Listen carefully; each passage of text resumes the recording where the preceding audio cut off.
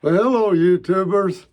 Hey, it's been a while, about a week late on this video, but finally come up with something different again for a walking stick. And here it is. Let me show you this. This is Honeysuckle. Now, I have a few friends over in Ireland that they make what they call Shillelaghs, I think, out of Blackthorn. And those are quite sturdy sticks and very lovely sticks. Thought I'd try to make one, and I had to find something that would kind of work. Going to cut it off right about there and cut this out, and then we're going to get it all shaped up. By the time we get the bark off of it and get it sanded down, it's going to get rid of a lot of weight, and it's fairly straight. So let's get to making this shillelagh, see what it looks like. I've got this figured out, how I can turn it around here and get this cut off. Just slowly take it slow and easy. This was a 1/8 inch blade of a bandsaw. I'm gonna go ahead and cut that off too.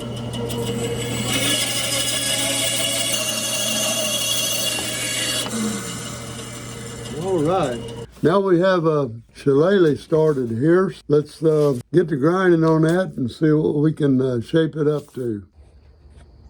Okay, we're going to get set up here. Have my face guard mask on, and you don't want to do this without some sort of a eye protection at least, but I have this positive pressure mask that I use, and we're going to put this in the jaw horse. And what I found is that I get that down pretty tight and lock it. Now that's pretty solid. Now I'm going to start with, I'll get this shillelagh up here at the top. I'm going to rough shape everything out here, because to take the bark off inside the shop, it makes such a mess that, and I've got so lazy that I don't want to clean up so much. So I come out to my outdoor tent here where I do my chainsaw carving and other things, and to knock the bark off of these sticks. And for that, I use two things: angle grinders, and I got this very aggressive head grinder here from Cutsaw. And well, this particular one here, I do have a Cutsaw, but this one here is a Harbor Freight, and I use that about as often, and I think it does just about as good.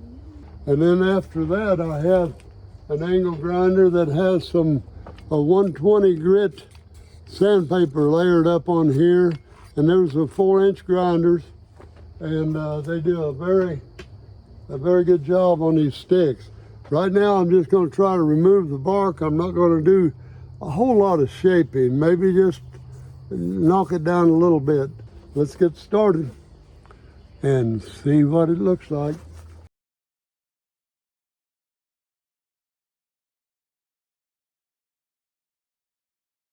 Well, let's go inside and see what we can finish it up in there. Okay, here we are in the shop, getting ready to get my positive pressure hood back on.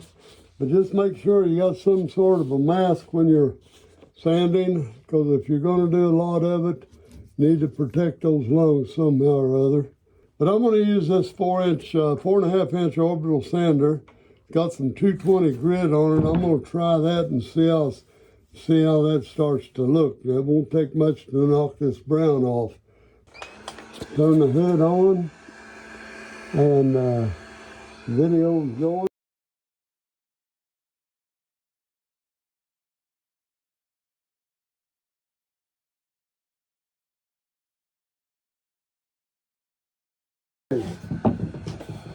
Let's tear everything down now, and we'll take a closer inspection, and that's going to be good enough right now, and that's pretty smooth with 220 sandpaper, and that's pretty dried out too. This has been drying out for about 6 months, and it appears to be fairly dry. there you go. Let's get back there in the carving booth now. Okay, here we are at the carving bench. I'm gonna get the center of this. The center of this stick comes right up like this. I'm looking straight into it, and I want to come, that's going to be the, more or less the center is going to be right there. And we'll kind of establish the center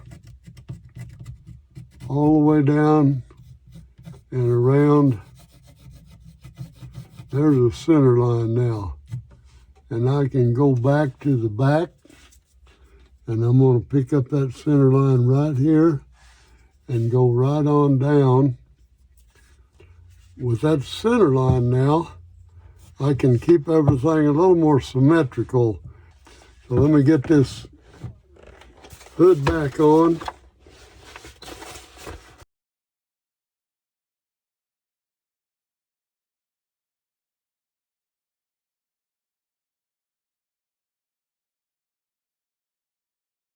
Right now, we got that roughed out pretty good, and that might be just about where we leave it.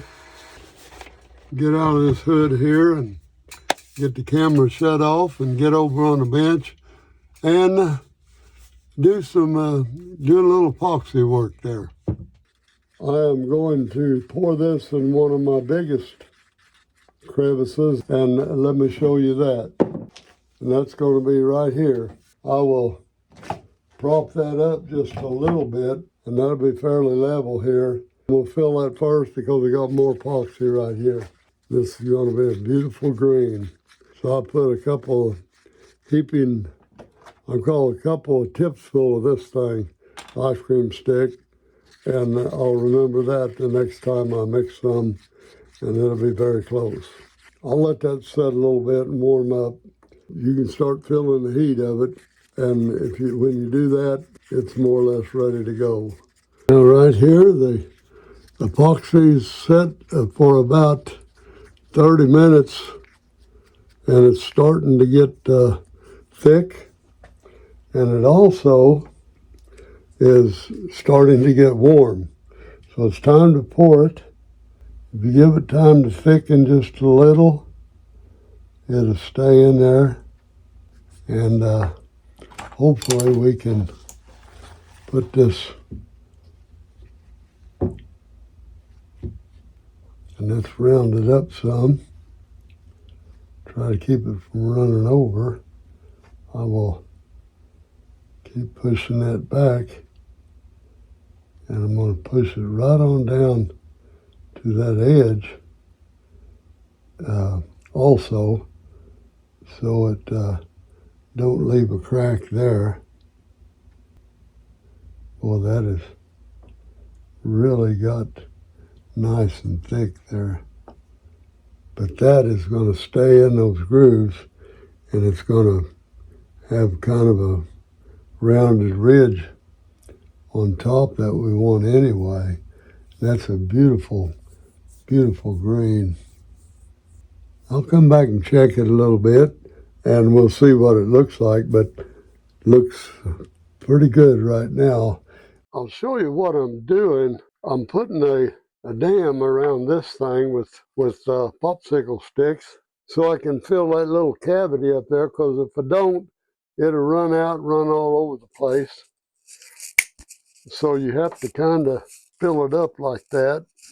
And I just break off little pieces of that popsicle stick, put some medium-sized CA glue, which is not normal everyday super glue. It is extra super. You hold it just a little bit, and it'll stay where you put it. In less than a minute, it is solid. Now, I can take some super glue and put around the inside of that again. I'm just going to let it run down on there. I don't want it in that cavity any more than we have to, but now I'll spray a little bit of accelerator in there. And when that accelerator hits it in 5 seconds, it's solid. I could pick the whole stick up with these now. Then now I'm going to go back and seal any holes that I've got. And I'll put a little super glue on that. And these are going to fill up the little cavities between there. And the accelerator is going to stop it from leaking past that, getting a solid fix on it, and building a dam that shouldn't leak. Well, we'll see. Now this is a little dam that I can pour, and that will allow me to fill up above where that cavity is, and then we can get it sanded back down round and smooth. I don't want it flat there. So we've got this stuff we just pour in there now and let it fill up, let it dry. And I don't see it pouring out anywhere. We just about got it. It'll leak right here. I'll put a little super glue on that, not to get it on my fingers. Now I'll put that in there. Maybe that will seal that. Hopefully then it will stop the leak. So let's let it dry, let it set up a little bit, and then we'll turn it over and see what else we can fill up. We can see here, I made a dam around this. I've got a pocket to fill here, mixed up some more green, try to get just the right amount. Then you see that little dam there, keeps it from running over, and I just fill it up to where it's enough. And hopefully I got the dam sealed off there to where it don't come out. So it's pretty well sealed. It's not going to leak. It'll sit there and dry and be just fine. I'll let it dry at least around 24 hours. Okay, see here what kind of shape we're in on this head here. I've epoxy is in these little troughs and dried, and all that popsicle sticks can be ground off with it. I'm going to get this off here and show you how I do it. I have two grinders hooked up. One of them was an aggressive that I take bark off of trees with, and then the other one is a 120 grit sandpaper that I have on this other grinder. So I'll rough it down close with this, and then I'll get it even closer with that, and then we'll go from there. At that time, I can see if I need any more epoxy poured.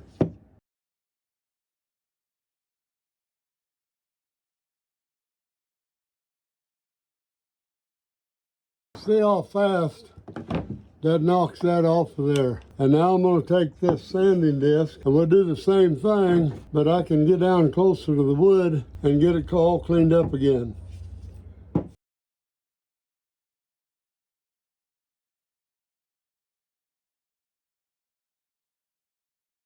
And you see what that's done? That's cleaned all that up, right on down to this part of it. We'll just have to do some sandpaper with we're gonna go 180 grit and then take it down from there. Take it all the way up to 400 and we're gonna get it shaped and real smooth right there. So that's it for that side. Let's take a look how this other end done. We had epoxy down here. Remember the pour that went in deep here? I'm gonna take the sanding disc, not the aggressive one. We don't want to take too much off. And I'm going to clean that up now, and we'll take a look and see what it looks like.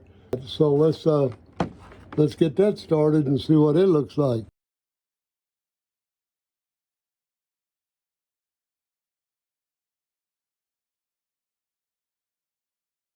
I see what we did there.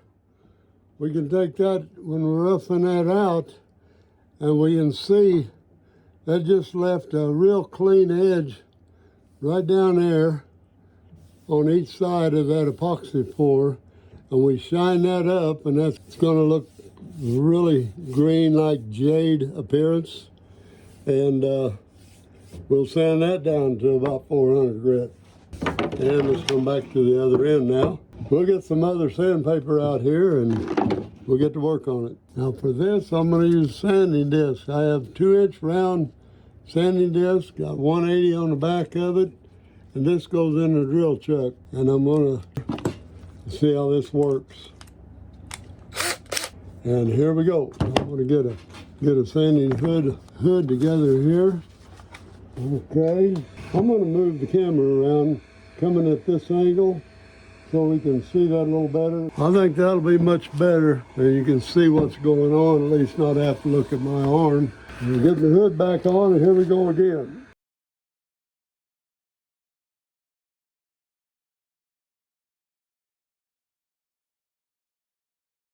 I think we're about done with the sanding, but now that knob is pretty comfortable to the hand right now. Yeah, look at that. Now here, when I show you what I did, I painted a stripe around that with acrylic paint. Matches this green somewhat. This is going to be oak, and this is going to be dark walnut. I head down the stalk here. So I'm going to go a little more. I want to get that a dark oak stain on that. And we won't try to, it'll wipe right off of that paint, but I don't want to just brush it on heavy, and we'll get a good coat of this right around all over the head of that stick. Leave it there for a little bit, and then you see what happens is this will come right off of that paint. If you just wrap it around like that, and taking that paint right, taking that polish or the stain right off of that paint, and let the rest of it stay on there and soak in. And that'll make a good transition between the two colors. And we're gonna see that here in a minute. Right there. I'm gonna leave that on there, let it soak in a little bit.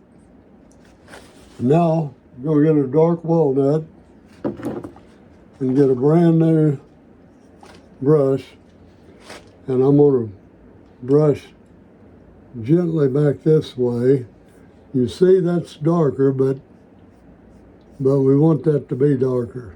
This wood, it's honeysuckle, and it don't have much grain to it, but anyway, we'll see what it looks like here. Just a dark green that matches the green epoxy.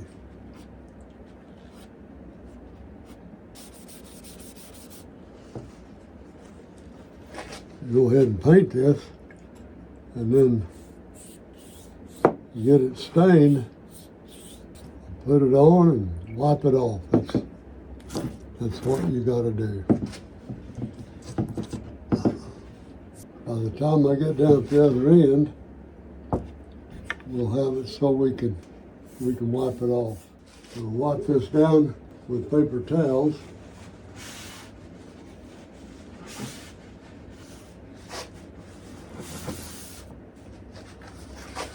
And get down here where you can see it. We're just kind of wiping that down now.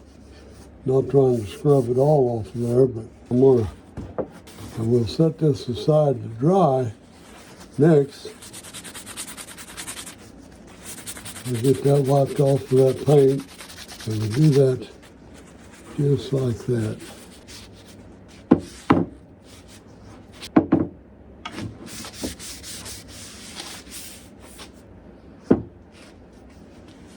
Get down here at this end where I can pay attention to this green. Round down again, and because I want this to dry today, because I want to get the clear finish on it. We've still got quite a contrast in with the top and the bottom, and that's what I was after, divided by the green. This is not the cleanest bench in the world, but it's not resting on the bench. Give it a little time to stay there and dry off now. I'm gonna let it dry about an hour before we put any other finish on it. I'm a little paper shot glass, and I'm gonna put some Waterlux, dries clear, and we've got our brush right here. And we'll get right into it and give this a good coat. Got a screw in the bottom, like as in right there. And I'm going to put it, hang it right up in the back room to dry. One coat of it on here. It just dries to a nice semi-gloss finish. You can use more than one coat and then really bring a brilliant gloss out if that's what you want. But what you have to do is go over this with some 400 grit sandpaper. Just sand it lightly and we'll be good to go. I want you to see that I'm just brushing this on with a little foam brush. Boy, that's a beautiful finish right there. And all I'd have to do is lightly sand this tomorrow and give it another coat, and it would be glossy. So I'm going to take it back there and hang it up. We're done. Well, I guess that about does it for another video. I have here, instead of a Blackthorn shillelagh, I have a Honeysuckle shillelagh. You see, I filled up some pockets with epoxy. That's green epoxy there. Polished. There's some on the bottom here. I painted this ring to separate my walnut finish from my golden oak finish for the top of the shillelagh. It's about 52 inches tall. We can see here, and very comfortable height. And I think it turned out quite nice with one coat of Waterlux. That brought it to a nice shine, and have all the way down, it's fairly straight. And I think it came out very well. So let me know in the comments what you think about this one. And we will be looking forward to bringing you another video. And I hope to get back on a regular basis now. Want you all to know that Susan is doing better. Thanks for all the prayers. So that's about all I got to say about it right now. Only thing else is, if you like this video, I would appreciate you subscribing. Give me a thumbs up if you liked it. Other than that, let's just say, I'll see you in another video.